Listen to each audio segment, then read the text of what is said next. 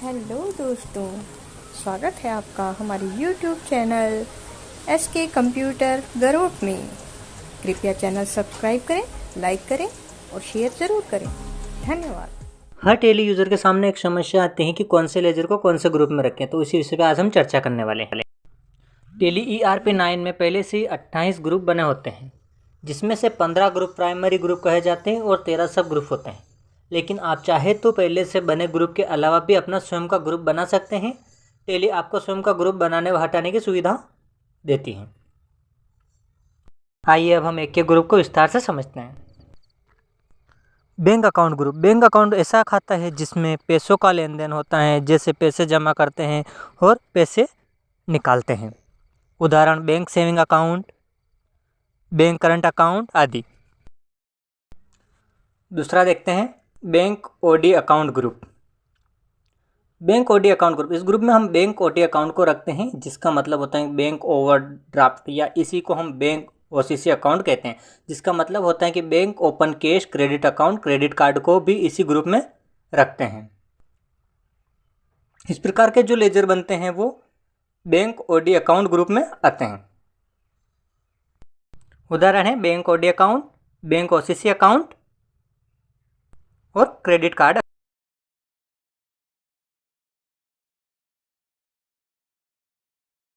Cash in hand group. 3 number है cash in hand group. इस group में सिर्फ एक ही लेजर बनता है कैश का, जो टेली में पहले से बना रहता है, जिसका उदाहरण है कैश अकाउंट।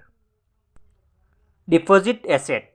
डिपॉजिट एसेट वह संपत्ति है जो कहीं जमा है और हमें वह कुछ समय बाद मिलना है, उसे हम डिपॉजिट एसेट में रखेंगे। जैसे सिक्योरिटी के लिए पैसा जमा करवाना या फिर security deposit for rent.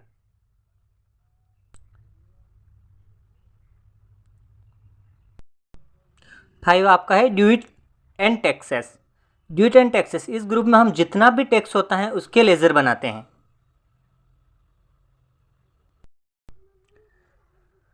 Five में है आपका ड्यूट एंड टैक्सेस। इस ग्रुप में हम जितना भी टैक्स होता है उसका लेजर बनाते हैं। GST, TDS, CESS। अगला ग्रुप है फिक्स एसेट। फिक्स एसेट का मतलब होता है कि स्थायी संपत्ति, ऐसा संपत्ति जो हम अपने काम के लिए खरीदते हैं या अपने काम आता है, वह बेचने के लिए नहीं होता है, उसे हम फिक्स एसेट में रखते हैं। उदाहरण मशीनरी आइटम, और भी ऑफिस में रखे जाने वाला आइटम हो सकते हैं। इसमें चेयर, ऑफिस में जो कुछ चेयर रखते हैं वो हो गई, चाहिए आपका कंप्यूटर हो गया, ऐसे बहुत सारे उदाहरण इसके हो सकते हैं। वो लेजर जो बनेंगे आपके फिक्स एसेट में बनेंगे। अगला है इन्वेस्टमेंट ग्रुप।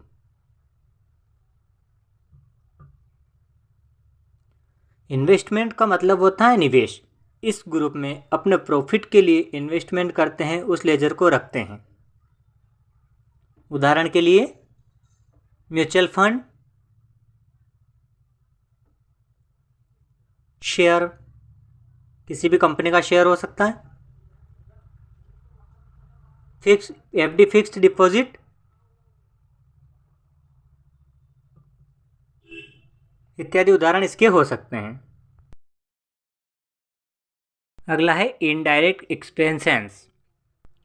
इसका मतलब होता है अप्रत्यक्ष खर्चे, वह सभी खर्चे जो बिजनेस को चलाने के लिए किया जाता है। ऑफिस के सारे खर्चे इनडायरेक्ट एक्सपेंसेस ग्रुप के अंदर। इसमें अगर हम उदाहरण देखें तो ऑफिस के सारे खर्च, staff salary, power charges, telephone bill, courier, stationery item, advertisement. क्योंकि मान लीजिए आपकी कोई कंपनी है या कोई ग्रुप, तो उसका एडवर्टाइजमेंट होगा तो उसमें खर्च होगा। अगला ग्रुप है आपका डायरेक्ट एक्सपेंसेस।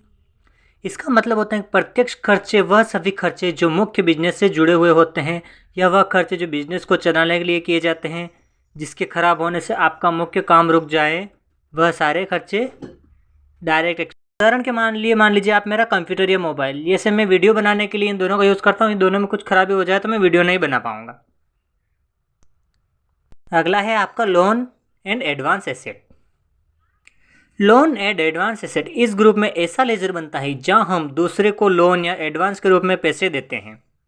मान लीजिए उदाहरण के लिए मान लेते हैं एडवांस पेमेंट,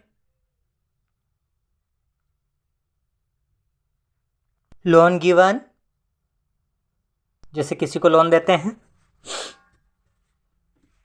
उसके बाद अगला हो जाएगा एडवांस इनकम टैक्स भर देना। एक आध और हम देख लेते हैं। ये सभी लेजर एडवांस एसेट में आएंगे। अगला ग्रुप है सिक्योर्ड लोन। इस ग्रुप में ऐसे लेजर बनते हैं जहां हम दूसरे से लोन लेते हैं, जहां उस लोन के बदले कुछ सिक्योरिटी रखना पड़ता है। जैसे आप चेक रख देते हैं या फिर सोना, ऐसा कुछ भी रखते हैं, उसे हम सिक्योर्ड लोन बोलते हैं। इसके कुछ उदाहरण हम देखते हैं।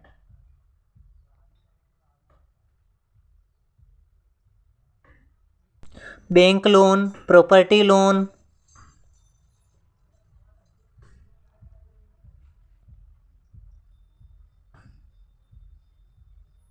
गोल्ड लोन जो कि मैंने अभी आपको सोना बताया था, होम लोन। अगला है अनसिक्योर्ड लोन। इस ग्रुप में ऐसा लेजर बनाते हैं जहां हम दूसरे से लोन लेते हैं, जहां उस लोन के बदले कुछ भी सिक्योरिटी नहीं देना पड़ता है। ऐसे ग्रुप को हम अनसिक्योर्ड लोन बोलेंगे, जैसे पर्सनल लोन। अगला है आपका लोन लायबिलिटीज। लोन लायबिलिटीज, इस ग्रुप में कोई भी बैंक से लिया हुआ लोन का लेजर बना सकते हैं, या सिक्योर्ड लोन या अनसिक्योर्ड लोन लेजर भी इसी ग्रुप में बना सकते हैं। लेकिन हम ऐसा करते हैं तो हमें यह पता नहीं चल पाएगा कि यह सिक्योर्ड लोन है कि अनसिक्योर्ड लोन है। इसलिए इस ग्रुप के अंदर जितना भी लेजर बनते हैं उनको हम सिक्योर्ड लोन और अनसिक्योर्ड लोन के ग्रुप में रखते हैं। अगला ग्रुप है सेल्स अकाउंट। सेल्स अकाउंट, इस ग्रुप में ऐसा लेजर बनाते हैं जहां हम सेल्स से रिलेटेड काम करते हैं। उदाहरण के लिए जैसे sales account, cement sales account, interstate sales account आदि इस प्रकार के लेजर्स जो हैं सेल्स अकाउंट में बनेंगे। अगला है परचेस अकाउंट। इस ग्रुप में ऐसे लेजर बनते हैं जहां हम परचेस से रिलेटेड काम करते हैं, जैसे purchase account, cement purchase account, interstate purchase account, with in state purchase account. अगला ग्रुप है आपका सन्ड्री डेबोटर्स। सन्ड्री डेबोटर्स का मतलब देनदार होता है। इस ग्रुप में ऐसे लेजर बनते हैं जहां किसी ने हमसे उधार में माल खरीदा हो और उसके बदले में हमें पैसा देना होता है। इसके उदाहरण है किसी ने हमसे उधार में माल खरीदा हो या किसी ने हमसे उधार में रुपया लिया हो। अगला है आपका सन्ड्री क्रेडिटर।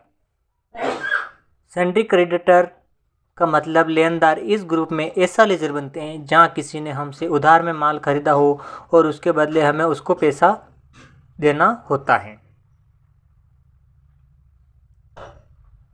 किसी से हमने उधार में माल खरीदा हो, किसी से हमने उधार में पैसा लिया हो, ये सन्ड्री क्रेडिटर्स ग्रुप में आएंगे।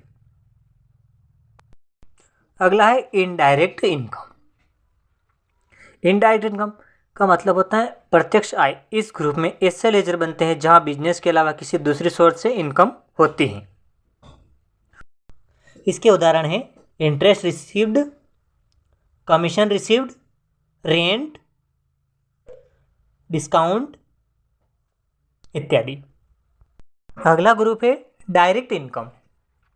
डायरेक्ट इनकम का मतलब होता है अप्रत्यक्ष आय। इस ग्रुप में ऐसा लेजर बनते हैं जहां हमें मेन बिजनेस से इनकम होती है, जैसे electrical repairing, mobile repairing, mobile recharge. अगला है कैपिटल अकाउंट, जो कि टैली में सबसे महत्वपूर्ण है। कैपिटल अकाउंट, इसका मतलब है हिंदी में पूंजी होता है। इस ग्रुप में ऐसा लेजर बनते हैं जहां आप अपना बिजनेस को करने के लिए खुद का पैसा लगाते हैं। मान लो आपके पास 2 लाख हैं।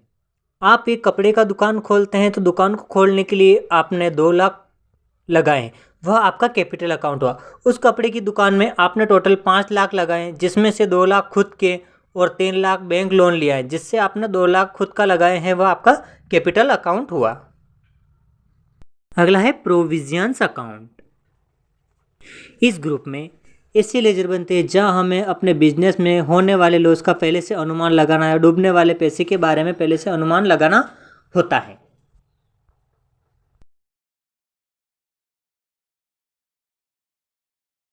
अगला है receives and sulphurs. Receives and sulphurs इस ग्रुप में ऐसे लेजर बनते हैं जहां बिजनेस को और आगे बढ़ाने के लिए कमाई और संपत्ति को बचा कर रखना, बिजनेस को और आगे बढ़ाने के लिए बिजनेस से जो भी प्रॉफिट हो उससे आधा बचा कर रखना बिजनेस को आगे बढ़ाने के लिए। उदाहरण जैसे किसी कंपनी में 2 पार्टनर्स है, दोनों अपने अपने प्रॉफिट का आधा पैसा कंपनी के बिजनेस के लिए बचाते हैं। ऐसे लेजर्स इसमें बनते हैं। अगला ब्रांच डिवीज़न। इस ग्रुप में ऐसे लेजर्स बनते हैं जहां आपके बिजनेस में अलग अलग ब्रांच हो, वहाँ इस लेजर का यूज़ किया जाता है। अगला है मिस्क एक्सपेंसेस एसेट्स। इस ग्रुप में ऐसे खर्चे बाद में हो सकते हैं, अभी हुआ नहीं है, या ऐसे सभी खर्चे बाद में हमें देने पड़ सकते हैं। मान लो कोई स्टाफ 10 दिन में ड्यूटी करके छोड़ देता है और वह चला जाता है और अपने 10 दिन का पेमेंट भी नहीं लेता है, लेकिन बाद में वह स्टाफ कभी भी आकर सैलरी ले जा सकता है। अगला है करेंट एसेट्स। इस ग्रुप में ऐसे लेजर बनाए जाते हैं जहां संपत्ति कभी बढ़ती हैं या कभी घटते हैं। इसके सब ग्रुप होते हैं। बैंक अकाउंट, कैश अकाउंट आदि लेजर इसमें बनते हैं। अगला है करंट लायबिलिटी। इस ग्रुप में ऐसे लेजर बनाए जाते हैं जहां हम किसी से कुछ लेते हैं, वहाँ हमें पैसे देने होते हैं। इसके सब ग्रुप में आते हैं सन्ड्री क्रेडिटर, ड्यूट्स एंड टैक्स। अगला है सस्पेंशंस अकाउंट। इस ग्रुप में ऐसे लेजर बनाए जाते हैं जहां हमें पता नहीं होता है कि पैसा कहां से आया है, उसे सस्पेंशंस अकाउंट में मार देते हैं, बाद में उसे क्लियर भी कर देते हैं।